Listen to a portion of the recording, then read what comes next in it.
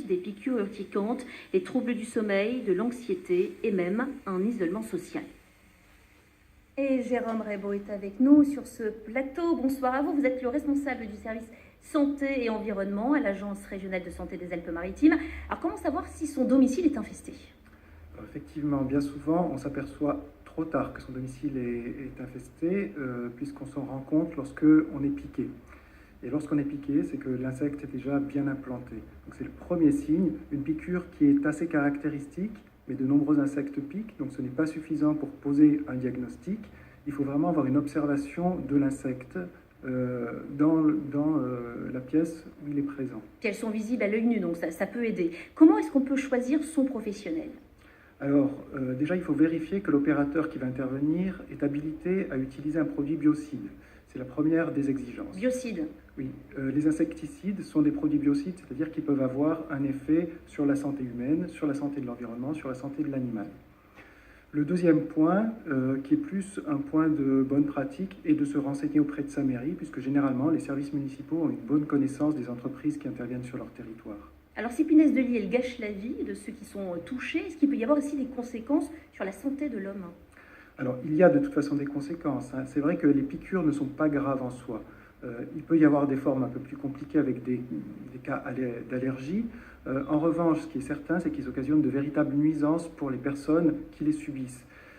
Ces nuisances sont plutôt d'ordre psychologique, c'est-à-dire que ça va vite entraîner des phénomènes d'anxiété, de perte de sommeil, et c'est ça qui constitue vraiment la plus grande gêne pour les personnes qui sont concernées. On a appris que la résidence universitaire Jean Médecin à Nice était également infestée en cours de traitement. Est-ce que la lutte est plus compliquée quand il s'agit, comme ici, d'une collectivité? Oui, bien entendu. Déjà, les locaux sont beaucoup plus espacés, les chambres sont contiguës, il y a plus de promiscuité entre les habitants. Donc effectivement, ça nécessite d'avoir un diagnostic beaucoup plus poussé et des méthodes de lutte adaptées. Jérôme Rebaud, on vient de parler des punaises, mais le nombre de nuisibles explose en France. Les chiffres font même froid dans le dos. Pour donner une idée de la situation, nous avons pris l'exemple de 4 espèces. Regardez. Là, nous voyons des déjections de punaises toujours concentrées aux mêmes endroits. Les professionnels se disent débordés. Les interventions sur les punaises de lit ont bondi de 165% en 2 ans. C'est la plus forte progression. Le parasite étant en augmentation notoire dans les grandes villes et les zones touristiques. Les actions de dératisation, elles ont progressé de 20 à 60% selon le niveau d'urbanisation et aucune région n'est épargnée. Plus 40% d'intervention contre le moustique tigre et plus 30% contre le frelon asiatique. Jamais la prolifération des nuisibles n'aurait été aussi importante et d'autres espèces pourraient apparaître.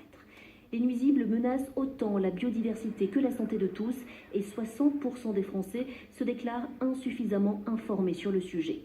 Ces nouveaux risques ont créé une vraie aubaine économique. Le secteur 3D, désinfection, désinsectisation, dératisation est en pleine progression.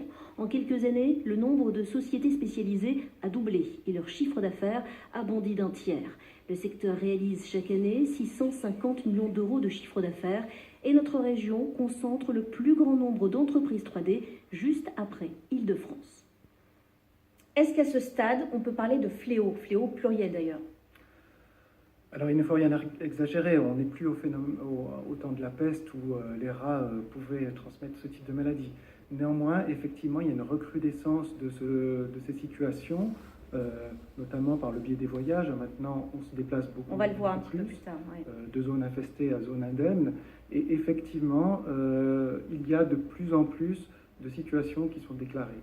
Alors, on le disait, les professionnels, on l'a entendu, se disent débordés par la situation qui ne cesse de s'aggraver. Ils disent aussi se sentir un petit peu seuls, c'est-à-dire pas assez accompagnés par les pouvoirs publics.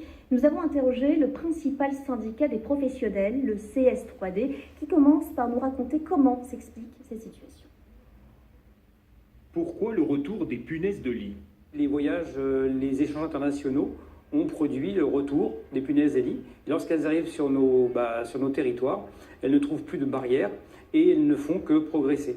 Donc les hôtels, les lieux publics de toutes sortes, les crèches, les maisons de retraite sont aujourd'hui infestés. Et les rats?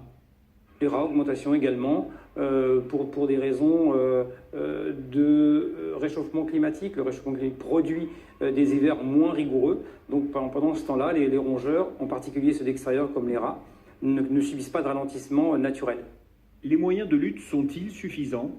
Les insecticides aujourd'hui n'ont pas forcément été adaptés. On souhaite utiliser de moins en moins d'insecticides et c'est tant mieux d'une certaine manière. Mais quand on est face à une problématique, il faut quand même la traiter. Et surtout, les fréquences de traitement, de prévention des risques, de précaution ne sont plus adaptées. Les pouvoirs publics ont-ils pris la mesure de la situation? Les pouvoirs publics commencent vraiment à s'inquiéter, mais force est de constater qu'il n'y a pas vraiment une vraie prise de conscience suffisamment précoce face aux différents fléaux qui forcément aujourd'hui nous occupent. Il faut aujourd'hui être prêt à traiter, prévenir tout type d'attaque de parasites, que ce soit les punaises, les rats, les insectes volants, frelons et moustiques. Franchement, est-ce que la lutte est à la hauteur aujourd'hui? Les insecticides sont-ils suffisamment efficaces? Alors, les insecticides ne constituent qu'une partie du dispositif de lutte. Il faut bien prendre la lutte dans sa globalité. Il y a la prévention, faire attention lorsque l'on se déplace, lorsqu'on ramène du mobilier d'occasion chez soi. Ça, c'est un premier point de prévention. Le deuxième point, c'est que la lutte en elle-même passe déjà par des moyens mécaniques. On aspire, on répare les fissures avant d'envisager l'utilisation d'insecticides. Donc tout ça constitue vraiment un tout et il est vraiment très difficile d'isoler simplement de résumer la lutte contre les nuisibles au traitement. Donc vous dites que la lutte globale est suffisante? Elle est suffisante lorsqu'elle est bien faite, lorsqu'on a établi un diagnostic bien posé, qu'on est sûr de l'infestation et qu'on est sûr des zones à traiter. Alors à l'ARS, vous êtes chargé de la veille sanitaire et de mener également des actions de prévention. Concrètement, vous faites quoi? Alors l'ARS est un organisme qui dépend de l'État et qui est là pour diffuser un certain nombre de recommandations, notamment des recommandations en matière de lutte, mais aussi de prévention. Les pouvoirs publics, il faut bien voir qu'il y a deux échelons. Il y a un échelon qui est... Parce qu'on se demande concrètement, est-ce que vous avez pris conscience de la situation? Oui, effectivement, on a conscience de la situation. Les premiers qui sont confrontés à ce type de situation sont les services communaux, qui, eux, reçoivent les plaintes des usagers et qui ont besoin qu'on les alimente en recommandations, en expertise. Donc le niveau national est là pour élaborer des doctrines, pour diffuser des recommandations, et la lutte est faite au plus proche du terrain. Et là, c'est la fin de notre entretien. Je vous renvoie en fait au site internet de l'Agence régionale de santé qui est complet concernant ces recommandations. Et merci à vous, Jérôme Raybaud. On passe maintenant au football.